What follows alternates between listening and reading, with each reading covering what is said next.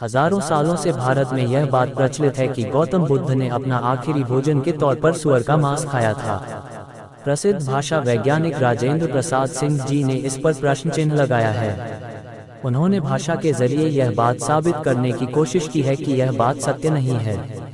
वह बताते हैं कि गौतम बुद्ध की मृत्यु के कोई 1000 साल बाद ये बात चर्चा में आई कि वे अंतिम भोजन सुअर का मांस किए थे। वे बुद्धघोष थे जिन्होंने अपनी पुस्तक सुमंगल विलासिनी में पहली बार सुकमदोव का अर्थ सुअर का मांस किए थे। ये किताब संस्कृत में लिखी थी। राजेंद्र प्रसाद जी का कहना है पाली भाषा से संस्कृत में अनुवाद करते समय ये गड़बड़ हुई है, जिसे अब तक सच माना गया है, तथा अतीत में काफी शब्दों का हेरफेर किया गया है। जैसे गौतम बुद्ध की मां का वास्तविक नाम था महामाया नाम बाद का है, जैसे बुद्ध का सिद्धार्थ नाम बाद का है, पहले का नाम सुकृति है। जैसे बुद्ध की पत्नी का यशोधरा नाम बाद का है, पहले का नाम कच्चाना है। महामाया, सिद्धार्थ और यशोधरा जैसे नाम बुद्ध की जीवनी में तब जुड़े जब संस्कृत का आगमन हुआ।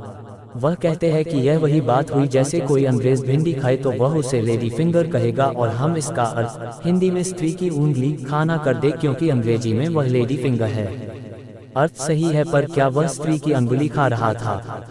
बुद्ध की मृत्यु के 1000 साल बाद यह अर्थ का अनर्थ है, वरना हमारे पास सुअर का मांस खाने का कोई सबूत नहीं है और ऐसा कभी बुद्धघोष से पहले कहा भी नहीं गया है। वैसे भी बुद्धघोष के पहले फहियान आए थे और उनके ग्रंथों में सुअर का जिक्र कहीं नहीं किया गया है। ये बुद्ध घोष ही थे जिन्होंने सुकमदोव का अर्थ सुअर का मांस कर दिया।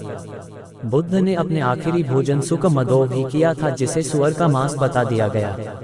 जब और डिटेल में जाते हैं तो पता चलता है कि पाली में मांस का मंस कहते हैं, ना कि मदोव।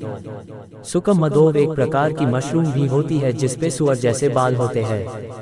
संभवतः उन्होंने मशरूम ही खाई थी। यह इससे भी सिद्ध होता है कि पाली भाषा में सुकमदोव का मतलब कोई वनस्पति या बल्ब जो जमीन में उगता है, ऐसा भी बौद्ध साहित्यों में उल्लेख मिलता है। बहुत सारे कंद भी पशुओं के नाम पर हैं, जैसे महिषकंद, अश्वकंद, हाथीकंद, शूकरकंद आदि आदि। और वैसे भी संस्कृत में सुअर को बरहा बोलते हैं। यदि संस्कृत के ग्रंथ में शुक लिखा है तो कुछ गड़बड़ है।